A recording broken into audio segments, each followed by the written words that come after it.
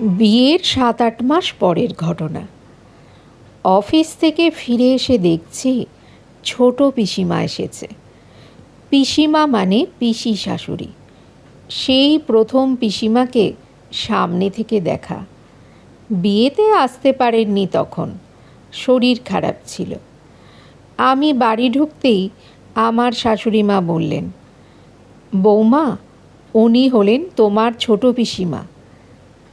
আমি প্রণাম করতেই উনি বললেন, অফিস থেকে ফিরলে বুঝি? হ্যাঁ পিসিমা, প্রতিদিন এই টাইমেই বাড়ি ফেরো? হ্যাঁ। আমি আরও কিছু বলতে যাব, আমার শাশুড়ি মা বললেন, সবে তো ফিরলে, একটু রেস্ট করো, পরে গল্প করবে ক্ষণ। আমি নিজের রুমে চলে যেতেই আমার শাশুড়ি মা পিসি শাশুড়ির সাথে গল্প করতে শুরু করলেন।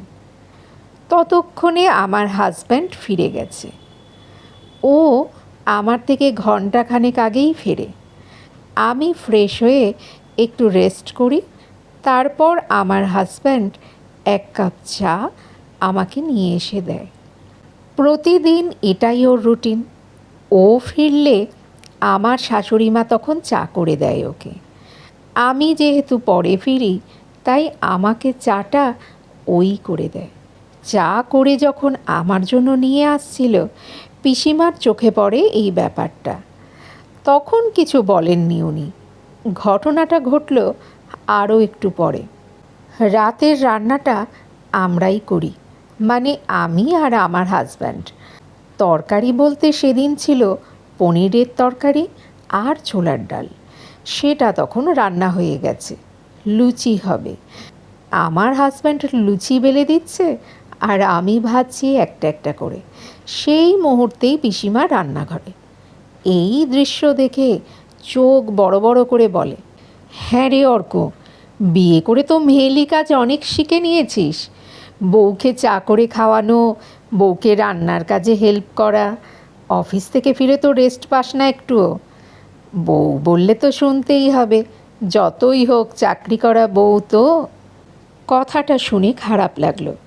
আমার হাজব্যান্ড কিছু উত্তর দেওয়ার আগেই দেখি আমার শাশুড়ি মা পিছনে এসে দাঁড়িয়ে পিসি শাশুড়িকে বলে, আরে কি যে বলো ছোটদি, বৌমাকে কাজ করতে বলবে কেন? ওগুলো সব আমিই ঠিক করে দিয়েছি। অফিস থেকে তো বাবু একা ফেরে না, বৌমাও ফেরে। রেস্ট তো দুজনেরই পাওয়ার দরকার। সবাই যদি রেস্ট করে, খাওয়া দাওয়া তো বন্ধ থাকবে না। আর সকালের রান্নাটা আমি করে দিই। দুজনেই অফিস যায়।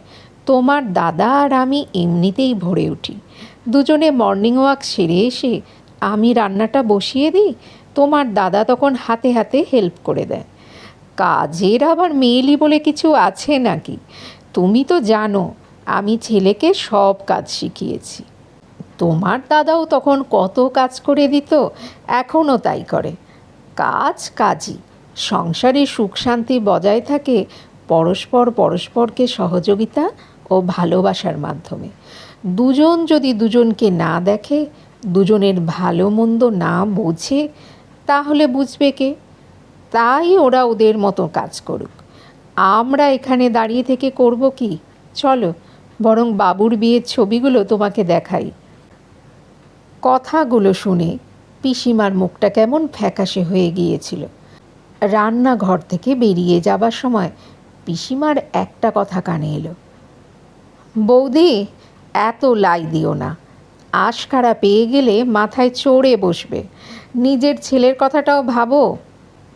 আমার শাশুড়ি তখন হাসতে হাসতেই বেশ জোরে জোরেই বললেন, ওরা এখনকার ছেলে মেয়ে, ভালো মন্দ বিচার করার ক্ষমতা ওদের আছে।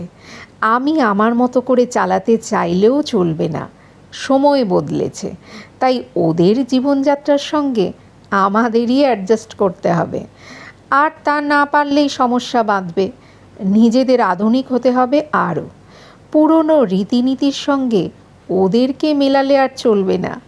বুঝলে ছোটদি, বৌমা কখনোই নিজের মেয়ে হয় না, আর শাশুড়িও নিজের মা হয় না। নিজেদের মধ্যে বোঝাপড়া থাকলে একটা বন্ধুত্ব হয়ে যায়। আমার ছেলেটার ভালো থাকার কথা চিন্তা করতে গেলে বৌমাকেও ভালোবাসতে হবে বেশি।